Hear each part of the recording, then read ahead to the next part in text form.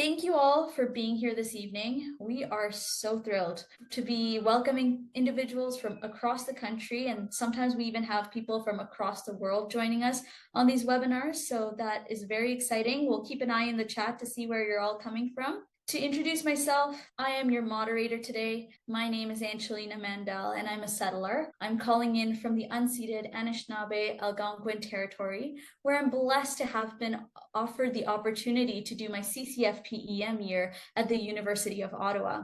And I grew up in Iqaluit, Nunavut as a settler on the territory of the Inuit, and my dream is to hopefully go there next year to serve my community that raised me. On behalf of the SRPC Indigenous Health Committee, I would like to emphasize our commitment to developing a series of virtual educational events designed to raise awareness, share knowledge, and provide meaningful learning opportunities in Indigenous health education.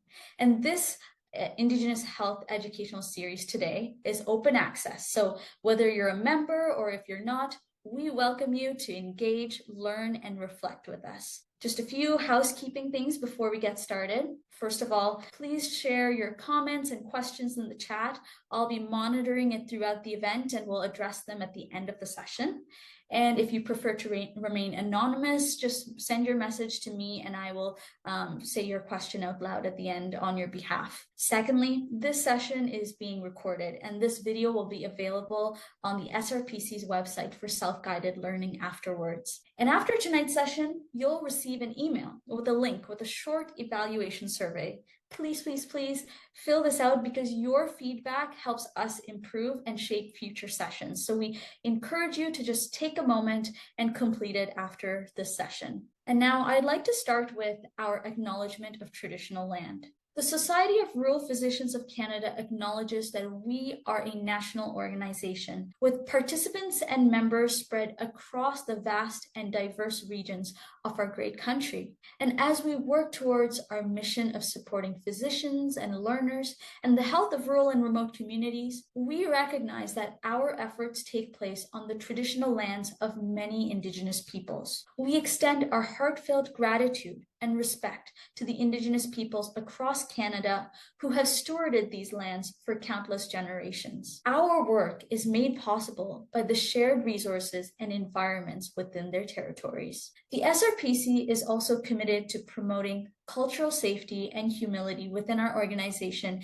and the broader medical community. And as demonstrated by today's session, our Indigenous Health Educational Series are an example of how we acknowledge the importance of understanding the histories and the perspectives of Indigenous peoples, as well as their unique healthcare needs in rural settings. So the SRPC would also like to encourage you to each actively reflect on whose land you are on right now and learn more about the cultures, histories, and peoples. The SRPC offers a curated list of resources on our Indigenous Health page to facilitate the commencement of this educational journey. And with the National Day of Truth and Reconciliation so close, the SRPC is committed to actively implementing the Truth and Reconciliation Commission recommendations in all of our endeavors and gatherings, fostering a more inclusive and equitable future for all in the spirit of the United Nations Declaration on the Rights of Indigenous Peoples. So now to the most exciting part, I am honored to introduce our guest speakers. We have with us this evening Dr. Terri Aldred and her mother, Elder Cheryl Schwitzer, who will be offering a special opening and closing prayer for us. And so now I get to gush about them with my intro for each of them. So Dr. Terri Aldred is a Dakas carrier from the Clauston Nation, and she is a proud member of the Lisilio Frog Clan. She is a family physician, educator, and advocate for Indigenous health equity. Dr. Aldred serves as an academic lead at the National Collaborating Center for Indigenous Health, as an executive medical director of primary care at the First Nations Health Authority, and above all of those immense workload, I'm sure, she provides care to 12 northern BC communities through the Carrier Sekani Family Services. And as a past recipient of multiple national awards, including the RDoc McHale Award and the UFA Alumni Horizon Award, Dr. Aldred is passionate about advocating advancing culturally safe care, Indigenous leadership in medicine, and systems change rooted in community and justice. She lives in the I'm going to try and pronounce this right, Schwitzer territory. Cheryl, did I get it right? In Prince George with her husband and 2 children. We have Elder Cheryl Schwitzer with us as well today, who was born and raised in Schwitzer territory. She's a member of the Clauston Nation and sits with the Frog Clan. She is a carrier maternally and German and Swiss paternally. She's a grandmother of 13 and a proud mother to 6 children. And she works for the UBC Indigenous patient-led continuing professional development and sits on multiple boards, including for Community Living BC, Indigenous Food and Wellness Advisory, Two River Art Gallery, Fiji Native Friendship Center, as well as 57 Indigenous Elder and Knowledge Holder Advisory as an elected board member and on subcommittees. Wow. So please join me in giving a warm virtual round of applause to welcome Dr. Aldred and Elder Cheryl Schwitzer. And I'll pass the mic to Cheryl to introduce herself traditionally, followed by an opening prayer. Lately, Snatchalia, no yan katpasti, Tabe Masi, Tatsiban Nasya.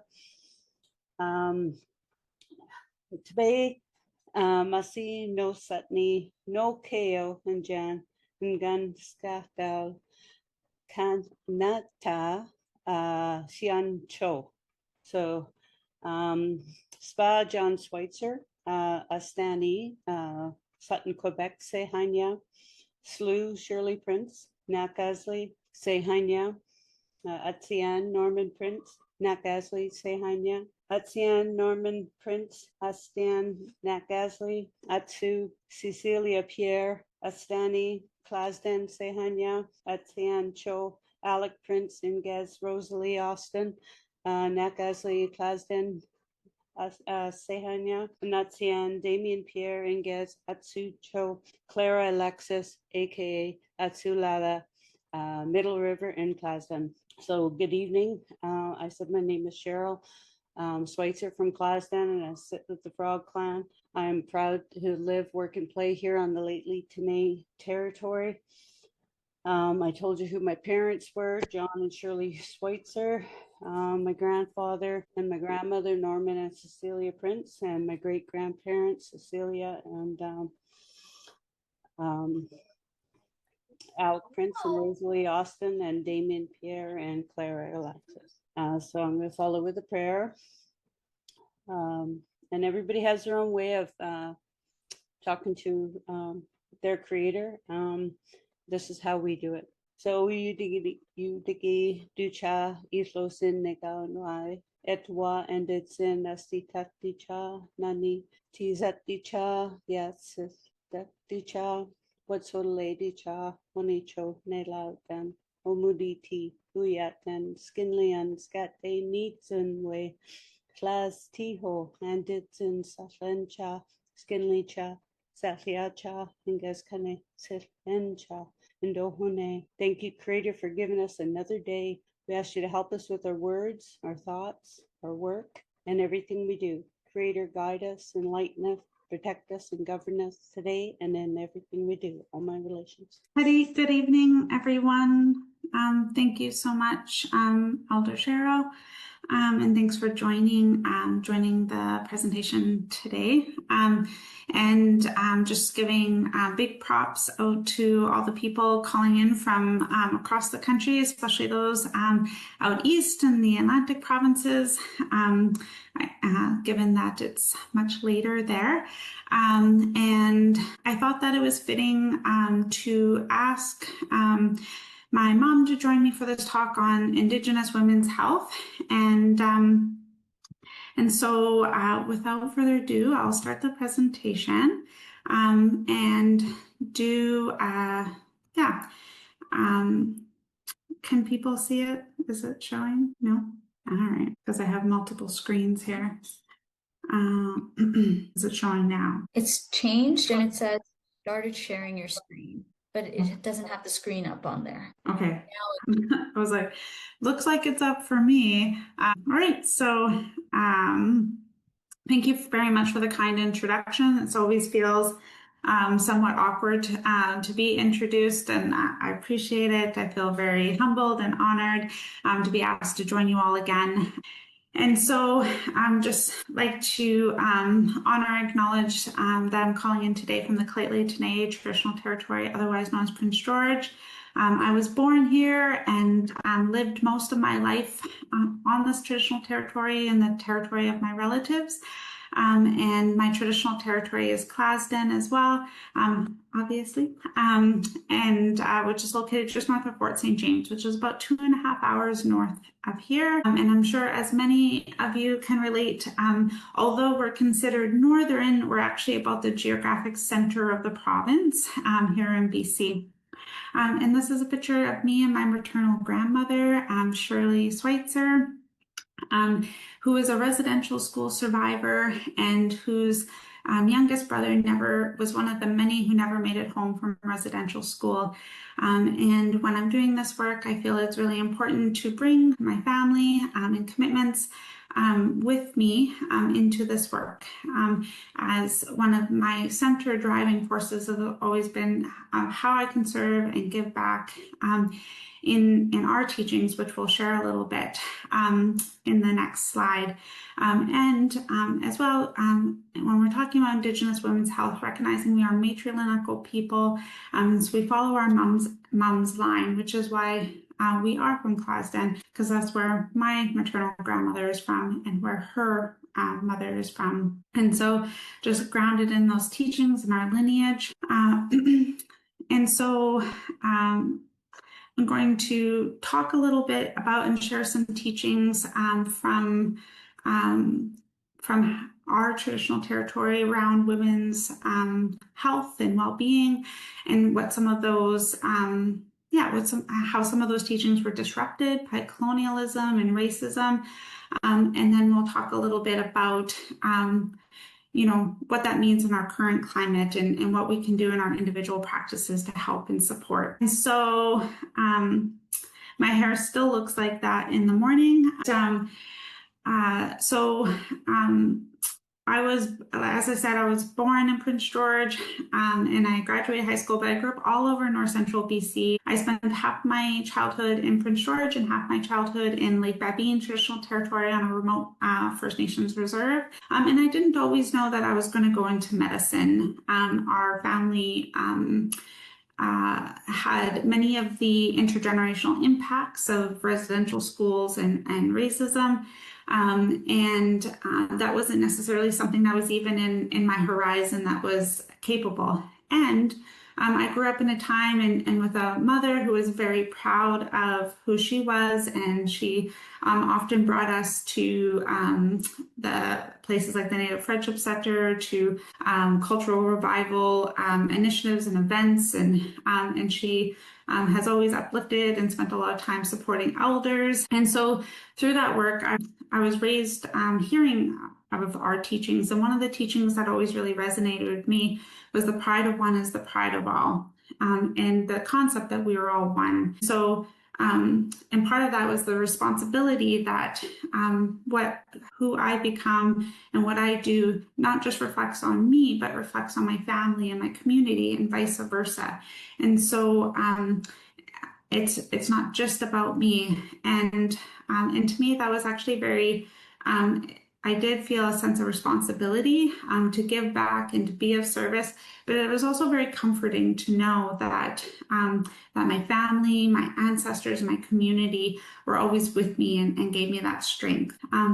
And so I was really committed. My parents really promoted staying in school as a way to disrupt the intergenerational impacts of colonialism, and as a way of being cycle breakers. And so I stayed true to that, and through many advice and guidance of trusted teachers and mentors, I found my way into medical school. And in medical school, it was very interesting because I kind of often compared it to what I knew about traditional medicines. And the Western concepts of health and well-being were somewhat different, and my experience in medical school was also different than what I knew and understood of how to cultivate healers. And so it was a big journey for me to kind of learn how to bring who I was as an Indigenous person with a different worldview, sometimes different values and beliefs and ways that I engaged with the world and with my patients, and also bringing in Western medicine and all of the gifts that has in finding ways to kind of walk together with both of those experiences and gifts. And so, and in particular, looking at the intersectionality between being a woman and being Indigenous, and how that interplayed in the world, but particularly in the medical system. And so with all that, this is kind of the lens that I bring into this work, into these teachings. I've done cultural competency initially, and then cultural safety work, and now addressing anti-Indigenous racism work. Pretty much since the moment I entered medical school, I've been involved in various Indigenous health initiatives and research projects and educational initiatives. And to me, it's always been a big passion of mine, because I recognize that even though I went into medicine to serve and to give back, because Indigenous people see and access care and all over the country and all different environments, from community and primary care to acute care, that there was only so much impact that I could make. And in order to try to broaden that reach, using tools like education and ways to try to call people into this work and look at ways to meaningfully improve and address the health disparity gaps that Indigenous people face in this country. I always think it's important for us to level set with language and definitions to ensure that we have and are talking about things in a way that we have shared understanding. And so there isn't necessarily universal definitions related to cultural humility and awareness and competence. And so I do like to share my definitions, or the definitions that I use. And so cultural humility and awareness is really the part that we have the most control over. And so it's recognizing and honoring the fact that we all come from our families of origins that have their certain culture or practices, and we all are born into countries and political systems, and all of those things shape who we are, what our worldview is, and what our biases are, and we all have them because that's the way our brains are set up to look for patterns, to take in information and make certain predictions or assumptions about the world. And so a critical part about this is becoming self-aware, recognizing that we do have a lens, and our lens may not be the same as others, and particularly our patients or colleagues that we work with every day. And that can and that can have impacts in terms of how those interactions go. Cultural competency isn't a term that we use a lot anymore, but it was really to look at what the set of behaviors, attitudes, and system factors that we need to help ensure or improve the likelihood that we can behave in a way that's culturally safe. There was some criticisms around using competence, because it kind of would designate like a ticky box, like, oh, if I do this course, then I'll be competent and I can cross it off and not think about it again. And we know that this is an ongoing, these are ongoing efforts. It is a journey, and we as people aren't stagnant. And so as time goes on, there's new standards, there's new Like there's language that goes out of style for preference of new terms and that sort of thing. And so it always requires constant awareness and self-assessment. Cultural safety is really defined by the people accessing care. So we ourselves cannot say as providers or caretakers that we are culturally safe. It's only the people that we serve that can say that. Colonialism, colonialism is, so I use the term colonialism quite a bit. And so I do like to just define that's the policy or practice requiring full or partial control, occupying of a nation or land, occupying their settlers and exploiting it. And so, and then neocolonialism is less about acquiring lands and more about exerting pressure and influence over sovereign nations. From the Royal Proclamation of 1793, which does state clearly that the First Nations people in Canada are sovereign peoples over ourselves. And so recognizing that we can see how colonialism has impacted First Nations people and continues to impact First Nations people to this day. And so to kind of ground the talk and to kind of center Indigenous people's strength, I wanted to start by sharing a bit about about some of the teachings. And whenever these are shared, it's always in the spirit of these are teachings that I've heard or that I've been gifted or that I've experienced, and isn't necessarily attributed to all First Nations, Métis, or Inuit people in Canada. We're an incredibly diverse country, and in BC, we're an incredibly diverse province. With many different nations and communities and languages and beliefs and practices.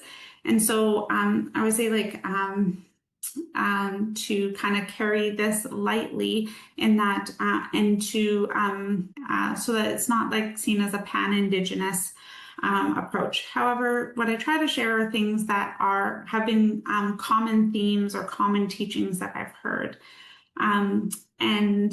This is, and not all nations really the medicine wheel isn't something that necessarily speaks to them or that they feel is their concept. However, I really like this medicine wheel. It was created by an Anishinaabe nurse. It was published in a journal article about the benefits of hand drumming for Indigenous women. And so I thought it was particularly apt. But what I love about it is that it centers culture in the center. And it's really important to recognize that indigeneity and our connection to our land, to our culture, to our languages is an inherent strength for Indigenous people. It helps keeps us healthy and well. What we know now is that actually many of our teachings, our beliefs, our practices, or some ceremonies are actually now considered best practices in terms of how people manage stress, chronic toxic stress, and trauma. And so we now know even from a Western lens that our traditional ways of knowing of being do in fact help keep us well. In addition, there's also been well-documented evidence that the more cultural elements that Indigenous people are engaged with, the healthier they are. One of the studies that I quote that is particularly powerful was a study related to Indigenous youth, where they found that the more cultural elements, so whether that was language, connection to elders, land, traditional food gathering, that the rate of suicidal ideation and attempts decreased to the point where if they were connected to 4 or more cultural elements, there was no identified suicidal ideation or attempts in that group. So it's just to center that indigeneity is really what keeps us healthy and well. And then around that is the kind of more traditional concepts of holistic health and wellness, mental, spiritual, emotional, and physical well-being. And our traditional medicines and teachings and practices incorporate all of those different elements and really centered prevention and also recognize that when one is off balance, often that means that there's others that are off balance. And sometimes, even though it seems like there may be a center or root issue in one domain, it could actually have started as a spiritual hurt or an emotional pain that eventually manifested into a physical ailment. And so the concept of like team-based care has always been a part of Indigenous ways of knowing and being, in terms of the fact that we've always felt it's important to look at the whole person, and not just as a person, but also in the context of community. And so that's where the outer rings of the circle come into play. So recognizing that, again, that concept of we are all one. If I am healthy and well, that has a positive impact on my family and my community, and vice versa. And so a lot of our even First Nations health systems are still orientated towards looking at community health as well as the health of the individual.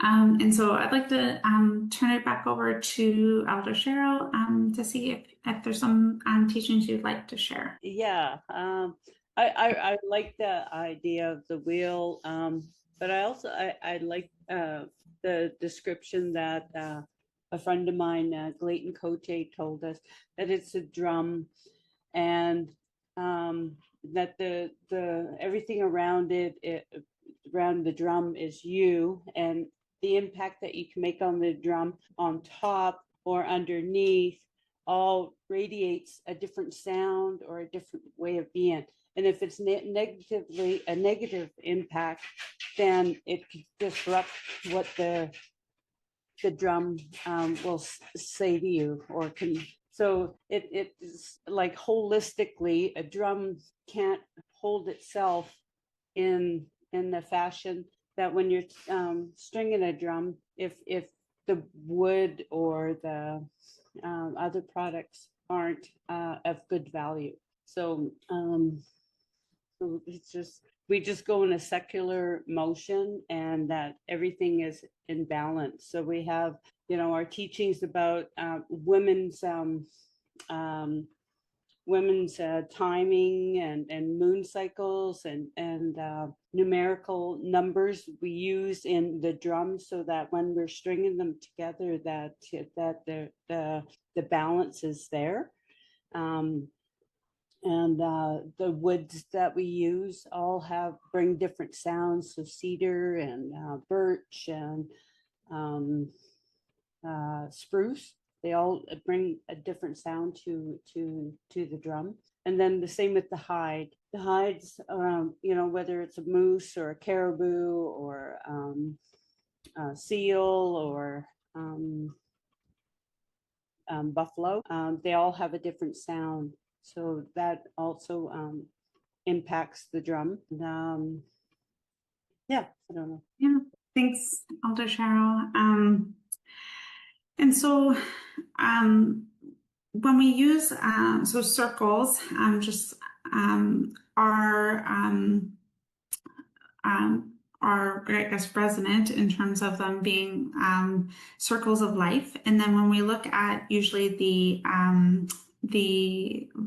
straight lines, it's more bringing in that masculine energy. And so coming back to that concept, and for Indigenous teaching, so and where we're from, we often refer to our menstrual cycles as our moon time.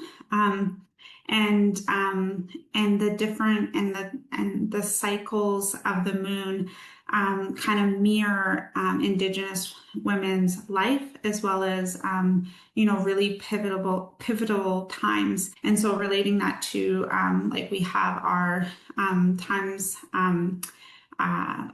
like I guess as children and as young women before we become mothers, which is represented usually by the west of the medicine wheel.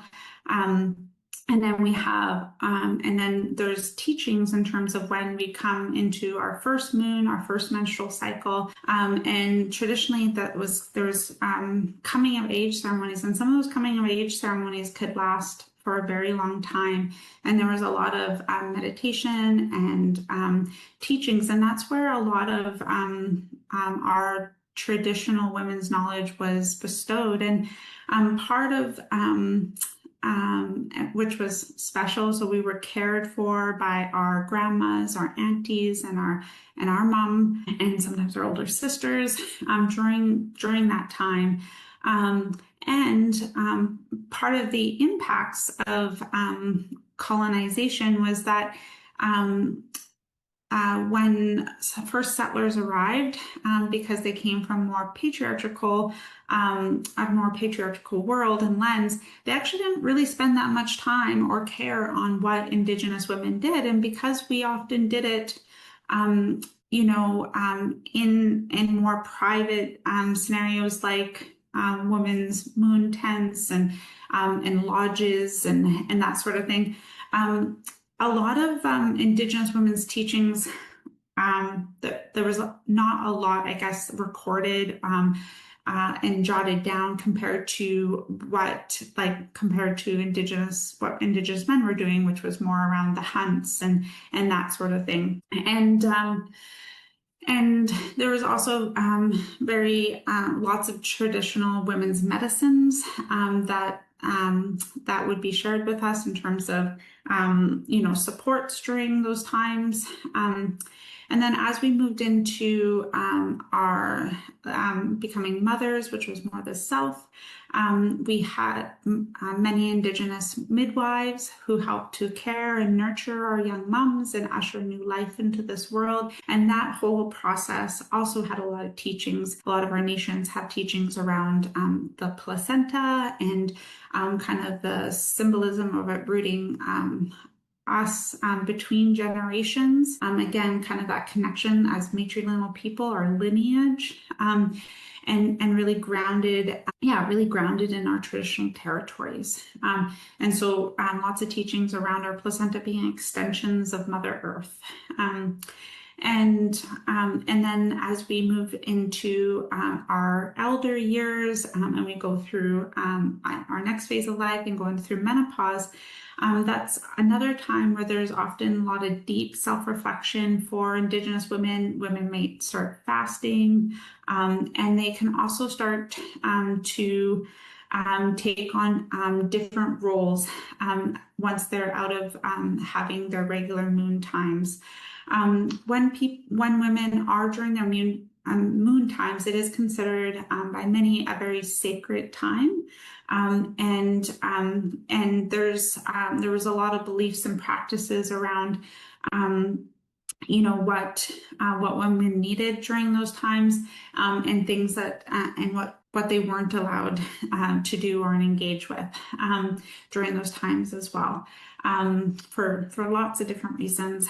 And part of it is just like Mother Earth or nature bears life and supports life. It is it's also ruthless, and it takes life. It can be very destructive, and same with Indigenous women. We can bear life, but when we're in our moon time, we're also shedding, and so it's felt like it's the cycle of life. And the last teaching I'll share is around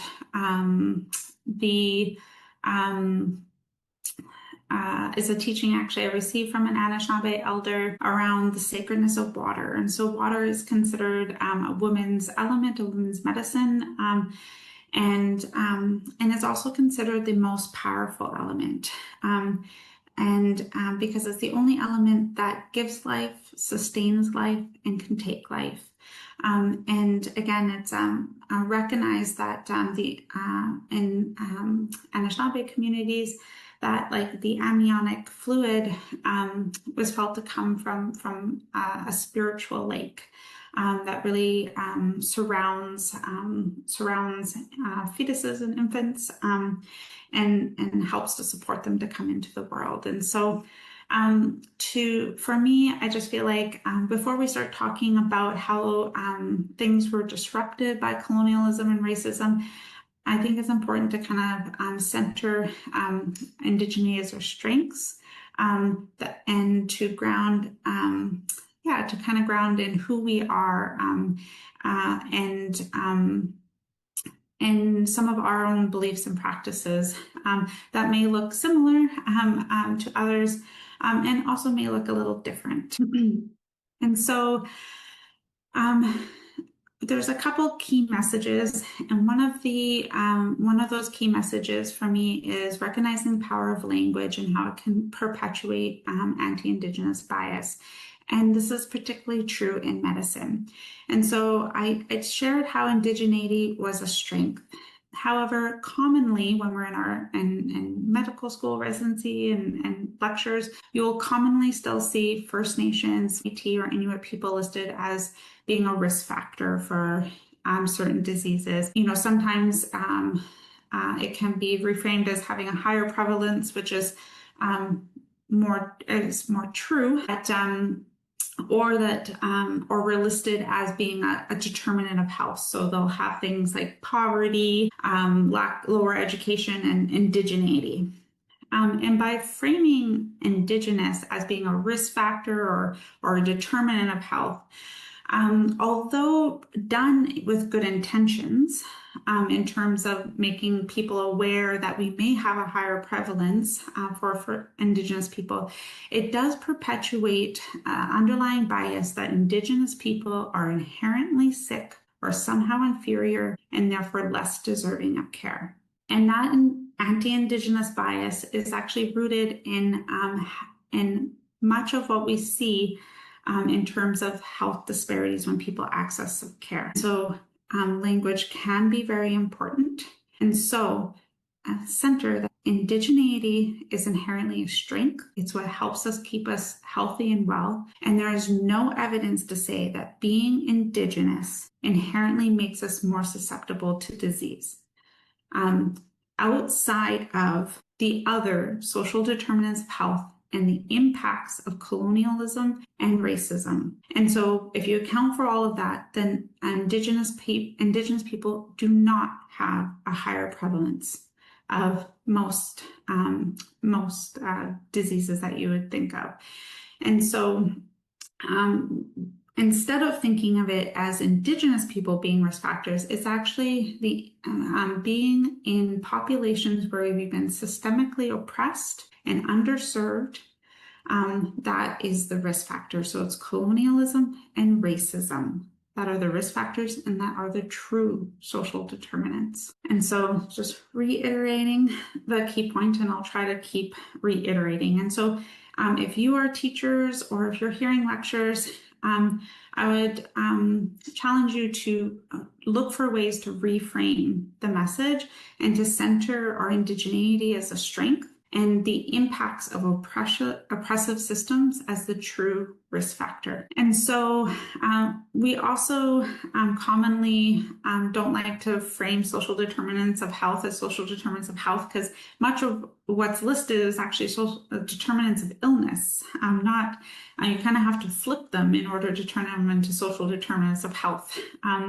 And so because of the impacts of colonization, intergenerational trauma, and racism, Indigenous people have higher rates of many of the social determinants of health, like poverty, homelessness, food insecurity, and lack of access of safe drinking water. And as we know from the groundbreaking studies that were done in Toronto and other places, having food insecurity, being impoverished, having insecure housing has a massive impact on our health and well-being. And for all across the board, not just things that you might think of. So it puts you at risk for even things like diabetes and COPD. We also have high levels of intergenerational trauma and adverse childhood events. Although there haven't been large or comprehensive studies around adverse childhood events in Indigenous populations. If we look at the research that has been done and then layer in what we know about the impacts of colonization and discrimination, then we can see how, we can see how the exposure to chronic toxic stress and trauma primes our nervous system to be more hypervigilant and more likely to be in various dissociative states, as well as affecting certain elements of our anatomy and physiology that can have various impacts on many different parts of our lives. And recognizing those impacts is very powerful, because we know that there's ways that we can help to address the impacts of trauma and help people and support people's nervous systems who have experienced a lot of trauma. So the impacts of racism, especially in healthcare, there are many different layers. And so there is barriers around access, especially when you layer in geography for our rural, remote, and northern communities, but also with previous experiences of maybe not having a great interactions with healthcare providers and systems and places. People start avoiding, and so then they often present later and maybe more acute, and that can also prime them so that when they are entering the healthcare system, they may already be coming in much more reactive, defensive, or closed off, which can often negatively impact their care experience further, which leads to further care avoidance. And so in the In Plain Sight report, they kind of document how ongoing discrimination and experience in the healthcare system actually can result in delays in diagnosis and treatment, which actually has a further impact on our morbidity and mortality. There's also gaps in research. So again, layering geography and rurality, which already kind of decreases people's ability to access clinical trials and more bench type medicine. Indigenous people are also not well represented, even those who may live in tertiary centers for many different reasons. And so our clinical trials in medicine may not actually be reflective of Indigenous people, which then, as those trials and research become guidelines and then standards, even me trying to provide the best possible care to my patients, it may actually be based on research that wasn't inclusive of them. And entering a time where we're having precision medicine, this may actually result in a larger impact than maybe currently. And that's if it changes tomorrow. It will still be like a 10-year delay. And so implicit biases in and of themselves. Again, most of our biases are subconscious, and so we may not be readily aware of them. And in our healthcare settings where we might be hungry or tired, multitasking, and under stress and time restraints, it actually impairs our prefrontal cortex ability to suppress our biases or to challenge our biases, where when we're in less stressful environments and maybe more rested and grounded, our prefrontal cortex actually does a pretty good job of being able to assess and counter and challenge some of those subconscious biases. And so our healthcare environments are actually kind of the perfect environment for our biases to surface and to potentially impact how we relate to or connect with Indigenous people. And there have been studies that have verified the impact of this. And so For example, they've shown that compared to Indigenous and non-Indigenous people, if they're presenting in, say, 10 out of 10 pain, that the Indigenous people's pain would be kind of diminished or felt as not as severe as the non-Indigenous people's pain. And so there's an undercurrent of, again, feeling that or kind of being dismissive of symptoms or complaints, and which again results in the sense of delayed diagnoses, delayed treatments, and also when blinded studies, meaning you can't see. You can't see people. People would note that they could subtly tell if people behind like a door, behind curtains, were talking to Indigenous versus non-Indigenous people because of their tone, the way they talked, the choice of words that they used was different. And this has actually been repeated in studies in Canada, as well as have come out with firsthand accounts and reports. And so the impacts of this in terms of what we see from like a population level, and recognizing that these stats are that there's flaws in them in terms of like census data or large population data, just in terms of who's included, what does that look like. However, it's felt that it probably actually still reflects the best case scenario, which with some of these stats is somewhat scary to think.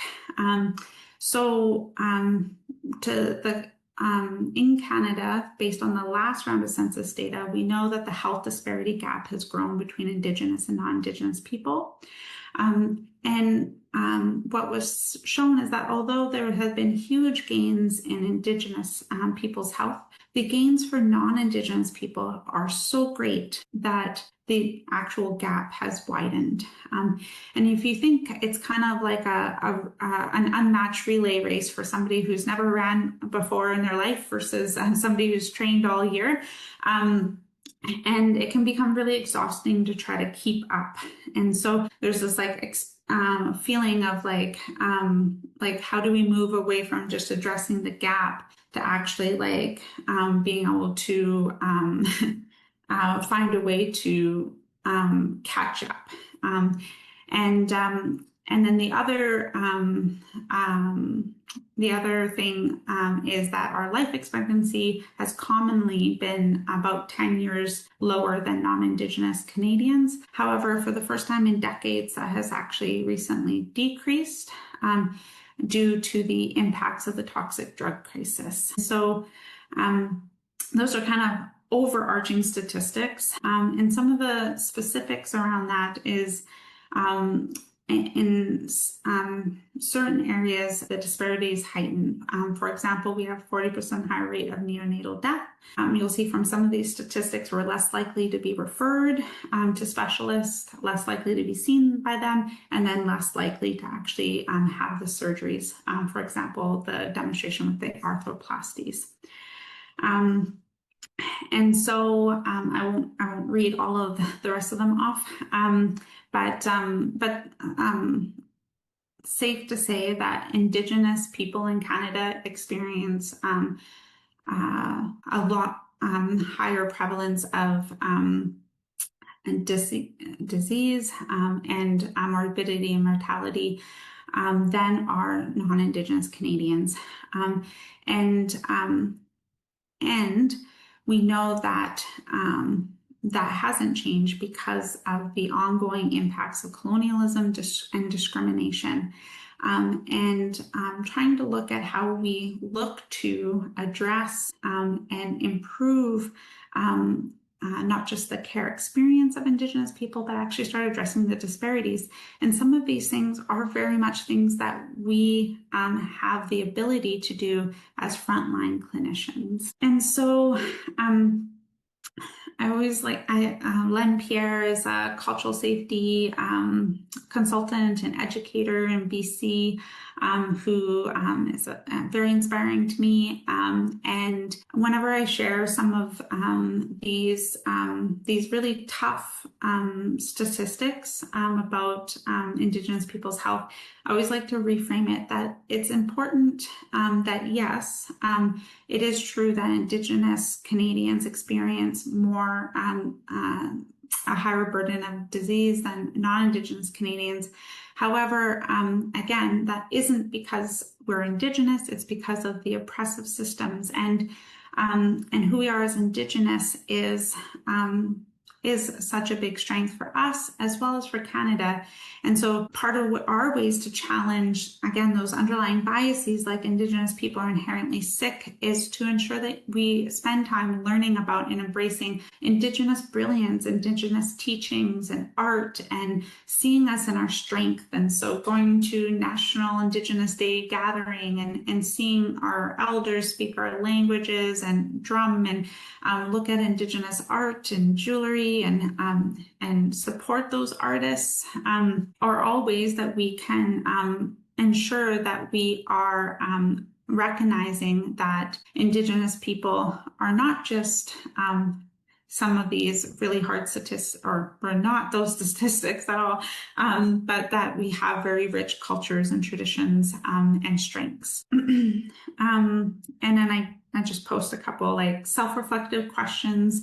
In this context, we can't necessarily unpack them, but it's just, prompts or things that you can explore in terms of your own practice.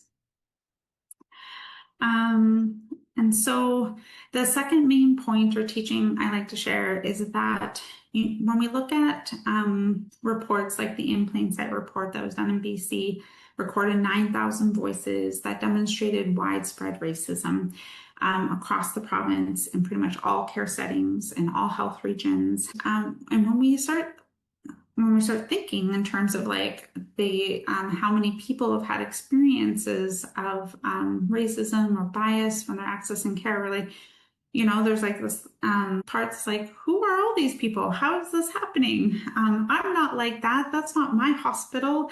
And that's very common. It's very common not to because thinking about racism or sexism or any of these isms generally makes us feel a lot of shame. And we're like, that's wrong. I am not racist. I am not sexist. And so it's really hard to see ourselves or colleagues or our area as having those biases. However, as I've already alluded to, bias is part of being human. We all have it. And in Canada was founded on anti-Indigenous ideologies. It's built into our laws, into our Indian Act. It's in our organizations, our policies. And so there's no way that being in Canada, you're not exposed to anti-Indigenous bias. And I could extrapolate to lots of different biases. But ultimately, it's safer to assume that you also have anti-Indigenous biases than to actually make the assumption that you don't. And I'm positive that I'm sure there's probably it's probably safer to say, rather than there's a few bad apples, that there's probably a few out there that are unicorns that maybe have addressed all of their biases. But by and large, we all have biases. We can all be racist. In our healthcare environments, we're much more likely to be. And so when we think about it that way, it's more of a lens of thinking about it in terms of medical error. We're all human, can all make mistakes, and we need to figure out how to talk about it. Very similar to the concept of bias. We all have biases. They're probably all different, they're nuanced, they may present in different ways. However, we need to take responsibility for our biases, especially where they could impact patient care or patient experiences, and look for ways to hold ourselves accountable, one another, and help support the system itself to address the ways the system perpetuates anti-Indigenous bias. And so the This is a quote by Robin D'Angelo from White Fragility. And I'll just read it off because I think it's powerful. It says, if I believe that only bad people are racist, I will feel hurt, offended, and ashamed when an unaware racist assumption of mine is pointed out. If I instead believe that having racist assumptions is inevitable but possible to change, I will feel gratitude when an unaware racist assumption is pointed out. Now I am aware of and can change that assumption. And so again, it's also access, so shame often shuts down our ability to actually learn and take in new information. And so when we develop the ability to address our shame responses, be in safe places, and feel that we can learn and do better, and we're actually much more likely to learn and grow and do better. If you'd like more information about racism, particularly in healthcare, First People, Second Class Treatment, it's you can Google it. It's free online. The full document is like 251 pages, but there is an executive summary, and it actually goes through a deep dive in bias throughout the history of Canada's healthcare system. And so this is just another capture. The racism scale is now like 2 stories. There's many different subcategories, but essentially it's just saying that no matter where you are, even if you're an ally or an accomplice for Indigenous people, it's actually still on the scale of racism, because it's felt that if you are part of a group of people who need to have allies and accomplices, then that means that you're inherently a group of people that is not safe in your current society and culture.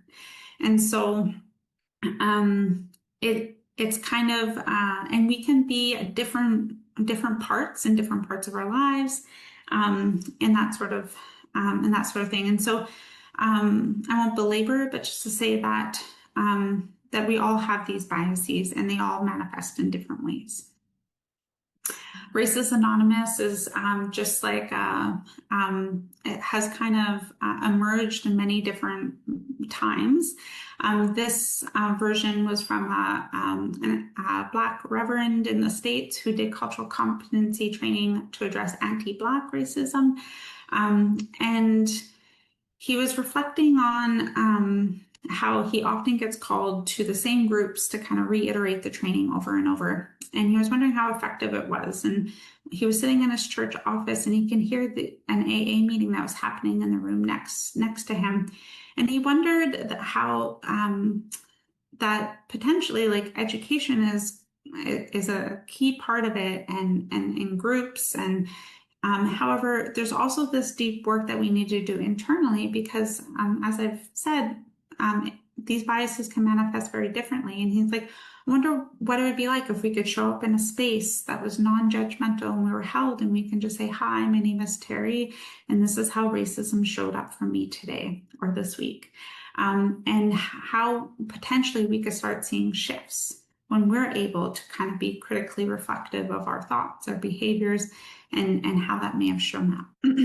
And so the intersection with these 2 core teachings in around Indigenous people's health and our experiences accessing care, and then being a woman, is that as matrilineal people, Indigenous women had really important and equal roles in our societies and culture with men. And so when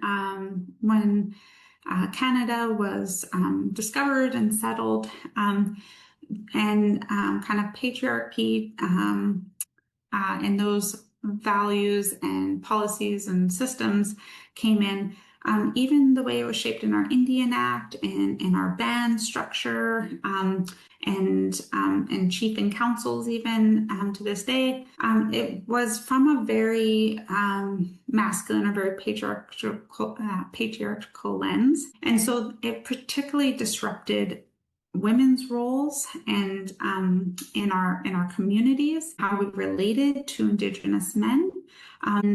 And so there were, I guess, particular harms. And as we see with many reports, like TRC calls, like in the Truth and Reconciliation report, to the In Plain Sight report, Joyce's principle, and the Missing, Murdered, and Indigenous Women's report, what we see is that women and those from our LGBTQTS plus communities are generally disproportionately impacted by racism and by colonialism. And so when we look at when we start to de-aggregate Indigenous people's data, what we see is that Indigenous women and those from the LGBTQTS plus communities tend to are disproportionately impacted in terms of rates of illness, morbidity, mortality, and that sort of thing. And a key part of that is experiencing violence. And some of the anti-Indigenous female biases are often shaped around us being promiscuous and like less than women. Like there's the whole idea that we're not capable of being like monogamous, and that we're overly fertile, we have too many kids, and we're not good mothers, and all of these sorts of biases that have been perpetuated. And so and as for many racialized women, where the lens is to somehow objectify us. So the part of being less than is being kind of like materials, or being objects that people could use for whatever they would like, and then when we're done with whatever they wanted, that we could be easily disposed of. And so these biases obviously have a huge impact on Indigenous women, and how it manifests, especially in healthcare, is there's a sense of erasure. So that idea that we were not important, or at least not as important as Indigenous men, that, oftentimes we were unseen, not included, and then that lack of body autonomy, which is a defining feature. And when we think about violence, that is kind of the ultimate form of lack of body autonomy.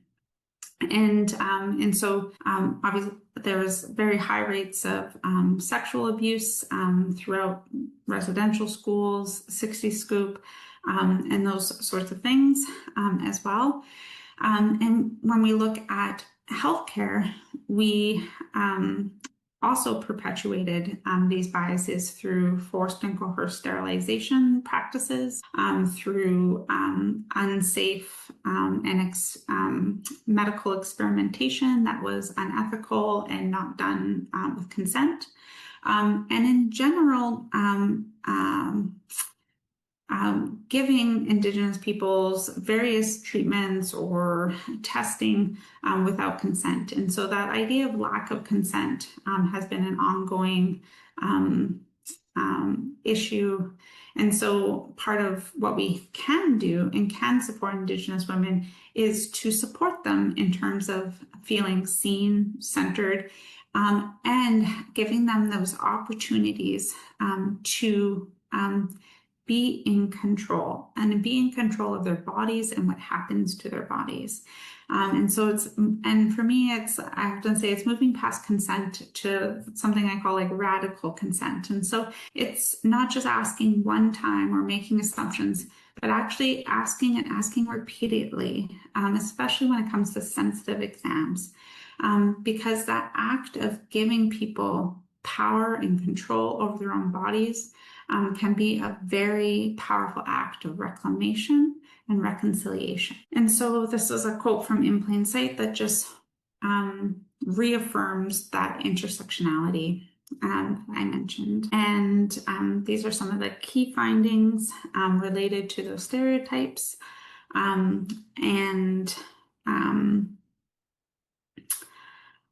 and again, that when people have those harmful experiences and then they avoid care or leave early, we see that that happens much more commonly for Indigenous women. And so I kind of centered the Indigenous women's patient experience, but the In Plain Sight report also spoke to a lot of Indigenous healthcare providers who talked about their experience of a lot of lateral violence and trauma from witnessing racism and experiencing racism while they're working, and just the lack of supports for them to continue in their roles as healthcare providers. And it's one of those things, or an area of reflection to say, like, how can we be a good colleague to our Indigenous colleagues and help to hold them up and support them in their roles?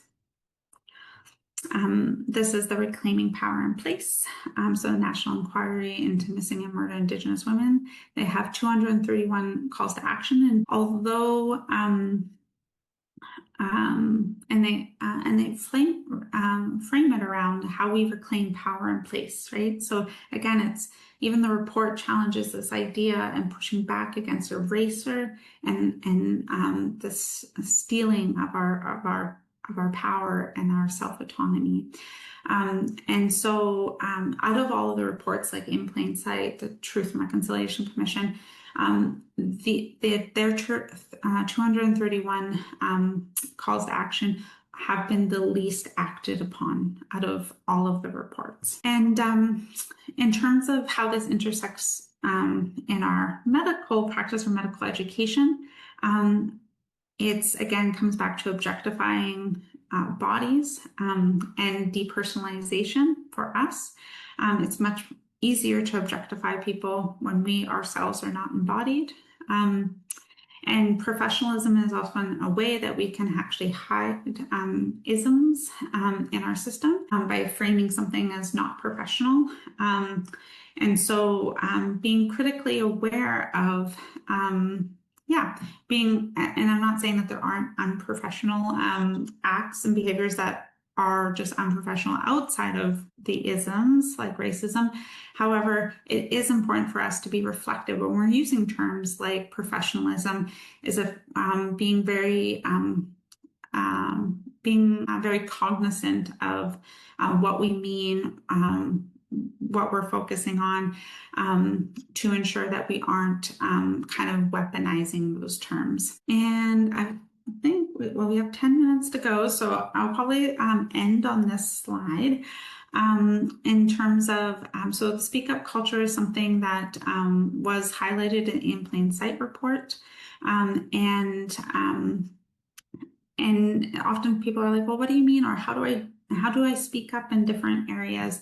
And I often start by saying, actually, it's important to think about how you would react if you were to receive feedback. Because when we're talking about speak up, there's two people, somebody who's wanting to offer feedback and somebody who's listening. And there requires skills on both sides. And for us to have really critical conversations geared with the idea that we're trying to help one another improve and get better, we need to both know how to receive some of this feedback as well as to be able to give feedback. And if we think about it in terms of feedback, we already have lots of tools in our toolbox around how to have difficult conversations.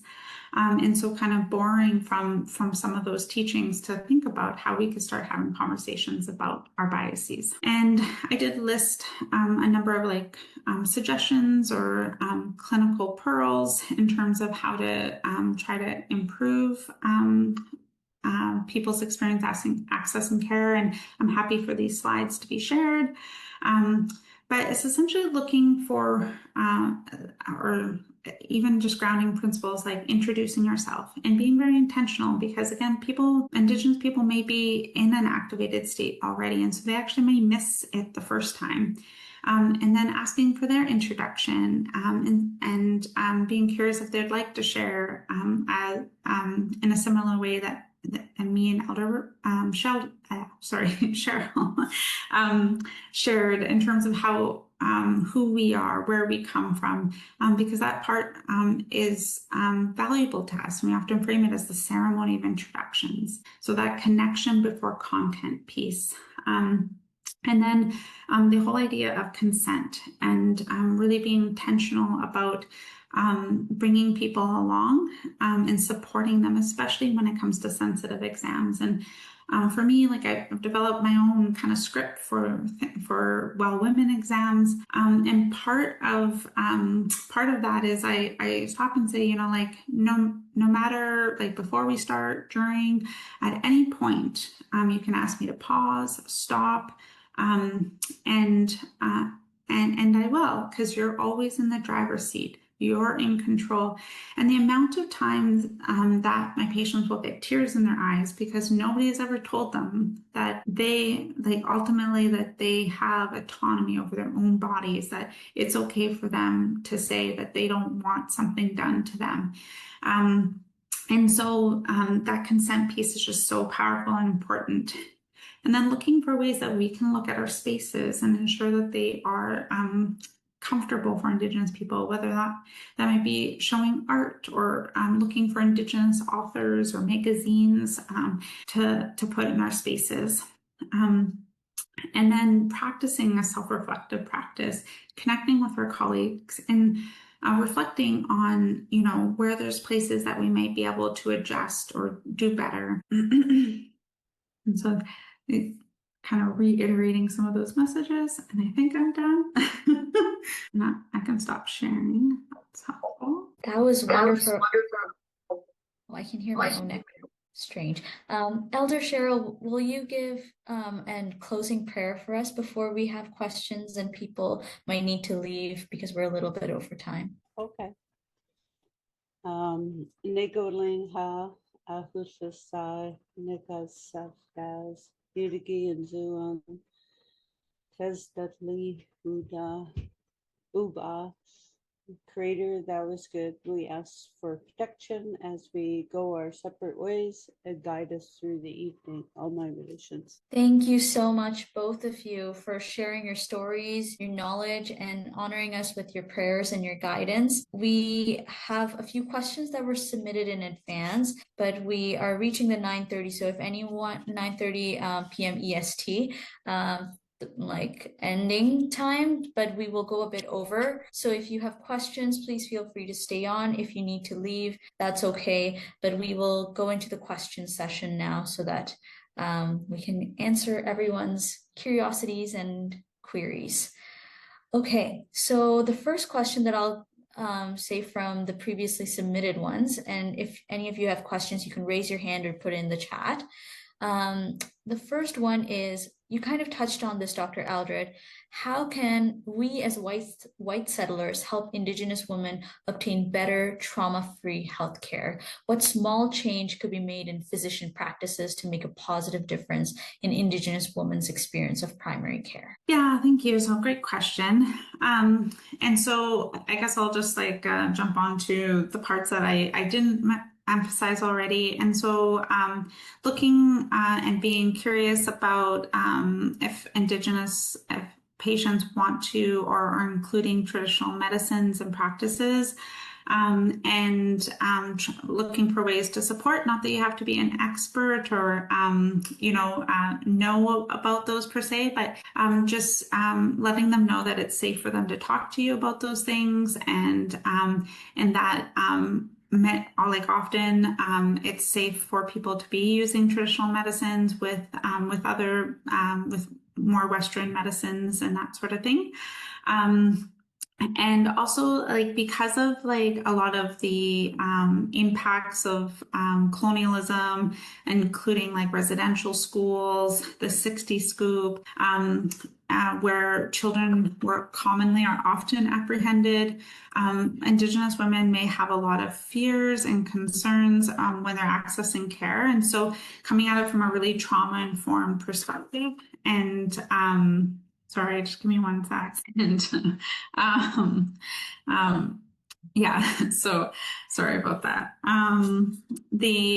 So just recognizing that that Indigenous women may have a lot of mistrust, as well as trying to build that relationship and safety with them so that you can ask and explore things around their menstrual cycle, difficulties in their pregnancy, or difficulties with experience of menopausal symptoms or perimenopausal bleeding and that sort of thing. Because for especially some of the teachings from residential schools and day schools, the Indigenous women were often told that they can't talk about those things, that it's unclean or improper, and that because of those sexualization, stigma, and all of that kind of thing, that they're worried about being judged and further marginalized or oppressed. And so really, I guess just recognizing that Indigenous women may not necessarily volunteer information around this. And so especially once, and if you're able to build that trust and that relationship with people, just really trying to create space to be able to ask about those things. On the topic of women's health, the next question relates a little bit. How can we help Indigenous communities bring childbirth back home? Yeah, so I mean, I think that there's been so much great work through the SOGCs and different areas around how we bring childbirth closer home, and I think in rural, remote in general, in terms of like how do we support so that we can do it safely, and part of that is looking for ways to address, you know, rural obstetrical services and surgical ORs and stuff in some of these smaller centers. And then also revitalizing Indigenous midwifery practices and services. It has been a really important element, and I think we've made some really great strides in terms of developing frameworks with how we can optimize the safety for people who choose to deliver at home. Obviously, there's still a lot of work to do, and part of that is related to like, well, how do we fund these things in terms of if there are midwives that live in a remote community, for example. And so I think that that's like kind of the technical piece. And then in terms of like some of our beliefs and practices around, because like oftentimes our language and our cultural practice and ceremonies are really grounded and rooted in the land, that there is an importance around like where we're born and how that connects us to our lands and to our traditions, and also because of that disruption with women's medicine, that it has taken a long time for us to be able to reclaim those medicines, and some of our traditional midwifery and neonatal and teachings around breastfeeding and how we do the whole transition, especially in the first year or two of life. And so, but I feel like, I see more and more of people reclaiming those practices and people building upon it. And so I think that's really beautiful and special for us. And again, it's part of that reclamation of recognizing that, we're survivors, and as survivors, I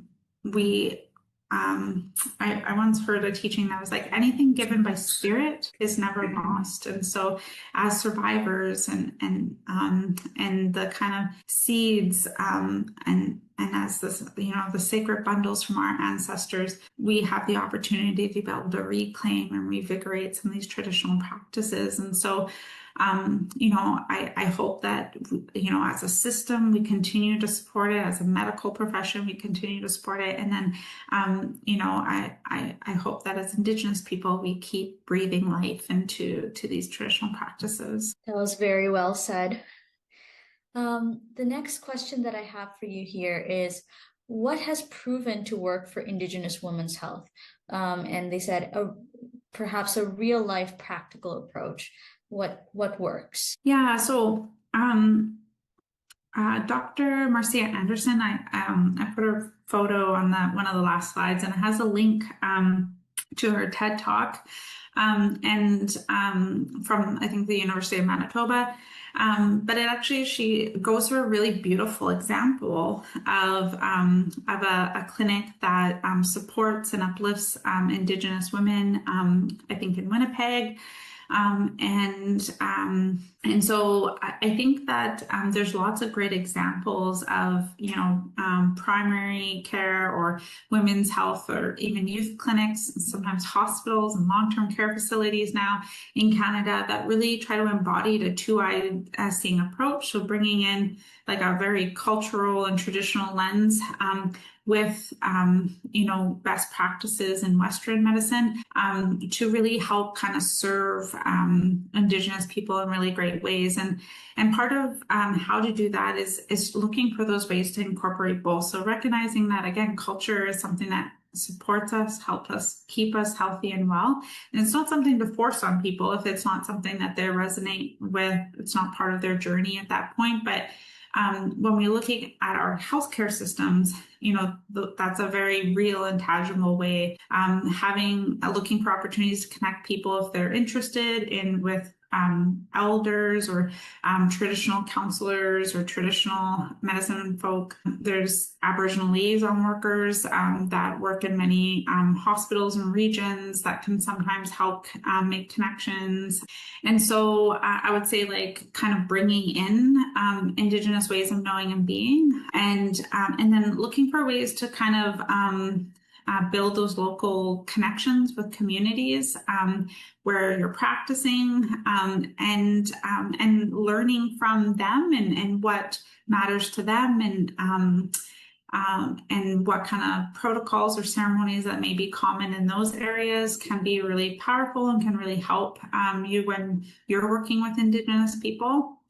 And I think, again, like a trauma-informed approach is also very important. So recognizing that, there's a whole gamut of presentations, but just the ways that women present, kind of listening to what is not being said just as much as what's being said, recognizing that people may not be comfortable to speak up or may not speak up fully, and kind of recognizing when people are in activated states, either in hypervigilance or fight flight, but also freeze or dissociative states, and looking for ways that we can help people ground and center, and work with things on an incremental basis to try to build that trust and connection.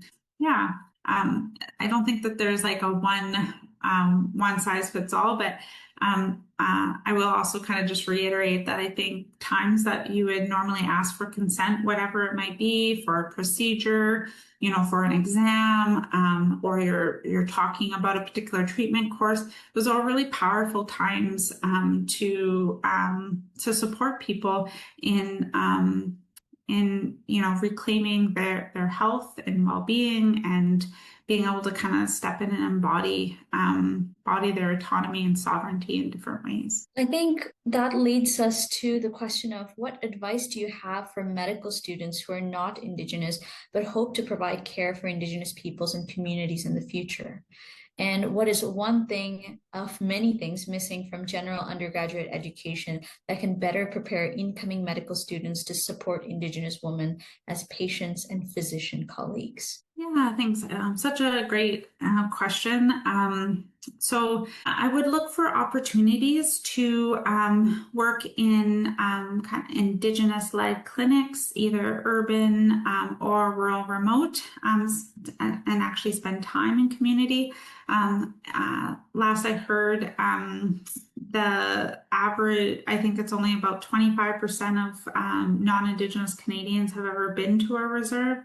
And so kind of looking for those experiences to actually be able to be in Indigenous communities, meet Indigenous people, and to work with Indigenous patients and providers. And particularly those Indigenous-led clinics. Lots of great examples. There's Luma Health Society Vancouver, Kool-Aid in Victoria, many great examples in Toronto and Quebec, and I'm sure all over, as well as many different organizations and teams that support rural and remote work, across Northern Ontario, Manitoba, in remote flying communities. And so, or experiences like working in moose factories, Sioux Lookout, going into the territories. All of that will help to, build your skills and experience working with Indigenous people, and then really looking for those mentors and preceptors that have a really good relationship with their Indigenous patients, and have and kind of learning from them in terms of like how they might frame things, and like their own body language and things, and the kind of training that they've done that really helped to ground them in their practices. So looking for elective opportunities. In residency, there's often opportunities to do fellowships in Indigenous health where you spend like 2 or 3 months working in electives centered in Indigenous health and well-being. There's also the UBC Indigenous Family Medicine Program, which is still unique in the world, and so there's many different layers or opportunities. And I would say like it's often when something's unfamiliar to you, that it's going to be uncomfortable, and people are scared that they're going to say or do the wrong thing. And I'd say recognize those fears and do it anyway, because I think oftentimes those sorts of things is like, we know we want to do something, but we don't want to do it unless we do it perfectly, is a very common type A medical response to things.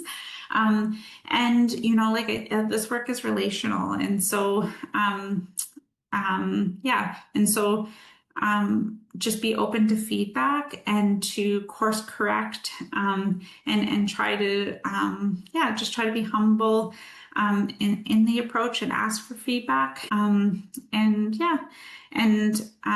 I would say that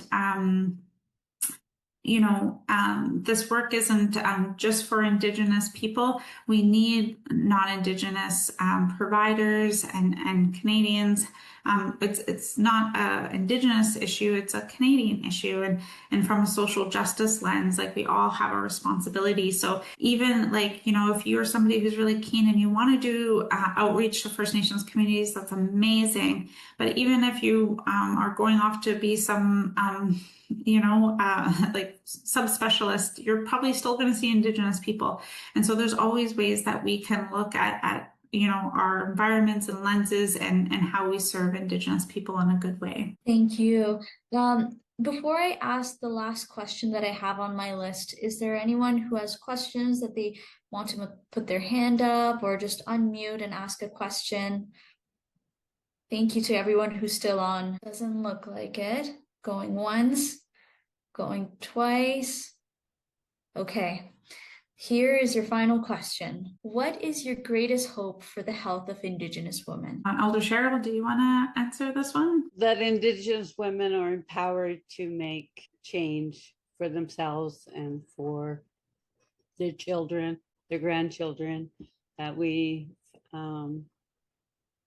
laid a path that everybody can follow in a really good way. Yeah. Well, and my greatest hope for Indigenous women is that we can, be fully in our power and place, as the report suggests, and that we can kind of reclaim our places in our communities and families, and be healthy and thriving, and have the opportunities and access to really great, culturally safe and trauma-informed care. As two powerful Indigenous women right here in front of me virtually, thank you so much for all of your knowledge, your time today. And thank you, Elder Cheryl, for offering the opening and closing prayer, which grounds our session in reflection and respect.